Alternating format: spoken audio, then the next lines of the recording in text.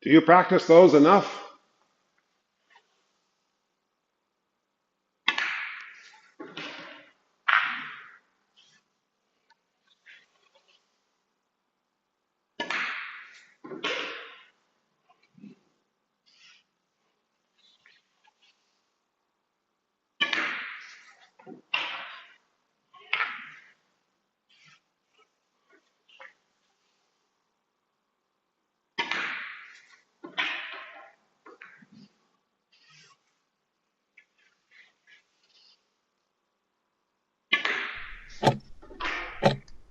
Both sides, both sides. All right, guys. So many of you asked me, Big Al, how do you make these more consistent? How do you make them easier? What spin do you put on them to make them more often? The answer, none. When I say spin, I'm talking about English. When I say English, I'm talking about side spin. When I say side spin, I mean left and right on the cue ball. Check English, running English, left and right. You don't need to do it. Okay?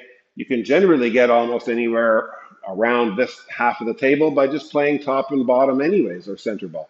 Okay? If you do need to get to the other end of the table, yes, you may need to add some left and right spin. Can you make this shot with left and right spin? Yes, but it adds a different element to the shot. You need to practice those because it changes the variables of the shot altogether. Okay? So it is best, I find, and it's the easiest, to stay vertical on the cue ball. You want to play some top, you want to play some center, you want to play some bottom, great.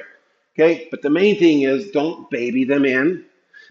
Commit to the shot, trust your aim, and stroke it straight. And if you're off a little bit, if you're off, you can make the necessary adjustments, especially if you notice that you are off consistently doing the same type of miss, like you're missing it wide or you're missing it narrow. Over and over again, you know that you just need to make an adjustment. Okay? But it's hard to tell that adjustment if you're not stroking it straight, you're not stroking it vertical on the cue ball. It's easy to tell what you're doing with your aim process, at least if you're consistent at hitting the vertical center of the cue ball and stroking it straight. Okay? And commit to the shot at a 4 to 6 weight. It's going to be less susceptible to cut induced throw. Okay, so here it is. Check it out. All right, so I'm just going to play center ball on this shot.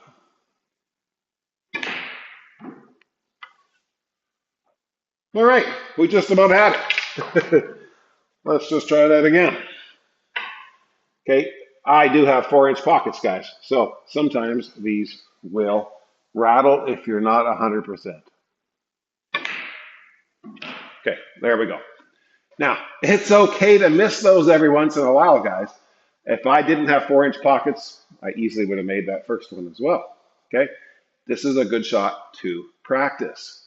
All right, so what happens if you have a little bit more angle? Well, then side spin may be an option. Check it out. Okay, guys, here we have about a 60 to 70 degree cut. Let's call it 65 degrees. Okay, now in this situation, yeah, I do think that playing some side spin English can help the shot. First, we're going to cover outside spin. Well, what is outside spin, Big Al? Good question. So the shooter's shooting this way. The pocket that the shooter's going to is to the right. So which way is away from that? Left. Left is outside, away from the pocket, away from the shooting line, the angle going towards the pocket. All right? Left spin is outside. Now, how can left spin help this shot, guys? Well, when people miss this shot, it's most often because they hit a little bit too thick, a little bit too much of the object ball, and they go towards this long rail. Well, a little bit of outside spin can help to induce a little bit of spin. It's called spin-induced throw, okay? And we take that path from here and we put it right over here, okay? And it goes more towards the center of the pocket jaw. And that's where you need to be aiming, not to the back of the center of the pocket.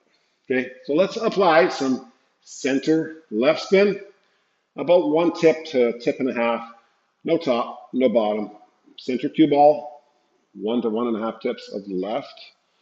Okay, I'll use an open bridge. And here we go. Bang. You see that? It just went right on a nice line to the opening of the pocket. And yes, those are 4-inch pockets, so if you're not pretty precise, they will rattle out. I find that outside spin puts a nice little spin on that to just hold it down the line, and it helps the pocket to actually accept it really easy. Okay, so in that sense, yeah, side spin does help. Okay, can you play some backspin on that shot? If you need to get this cue ball to the other end of the table or out here somewhere, can you do that same shot with lower left? Yeah, check it out. Okay, and here is a nice finessed bottom left shot. We're going to miss the scratch over here and get the cue ball back down to that end of the table by applying some low left English.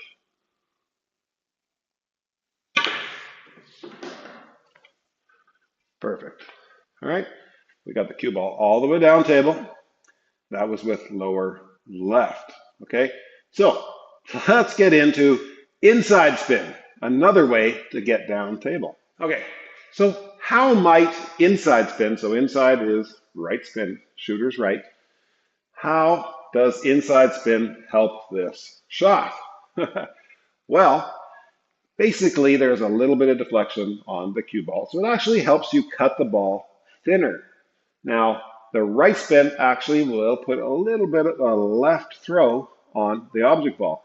So when you cut that just a little finer, it actually takes it more towards the pocket. And you can get the cue ball, if you can avoid the scratch in this side pocket, you can get the cue ball down table. Check it out. So center, right, and here it is. Oh, we just avoided that scratch to the side pocket, guys. Okay, that is the danger with that shot. But nonetheless, inside spin works. You should, if the object ball had a little bit different placement, it would be easier because we would miss that side pocket a little bit easier. So nonetheless, those shots can go with inside, with outside, with no spin. It's good to practice them all, okay? Now, I do find that the inside spin and the outside spin both can help those shots. One helps you to cut it a little bit finer and then throws it in towards the pocket. One helps you hit it, be able to hit it a little bit thicker and then throw it towards the pocket this way, okay? But both of them do make the shot a little bit easier if you are used to playing side spin. If it's foreign to you, if you don't do that very often, I wouldn't suggest doing it in a match or league play. I would suggest getting some balls and practicing that for several hours. Do those shots in all different ways, all right? I'll show you one bonus shot here. Let's do a 90-degree cut down to the corner. I'm going to do it with outside spin. I'll probably apply a little bit of backhand English on it, and I'll show you that even the 90-degree shots can be cut down to the corner. Okay, edge to edge is about 90 degrees, all right? Let's see if we can make this shot here with some outside spin. We need a little bit of throw. Ooh, and we got it, all right? So you can even make balls that are pretty much 90 degrees by applying some throw on it. And so, hey, practice these shots, guys. Hope you like the lesson. We'll talk soon and see you at the next lesson.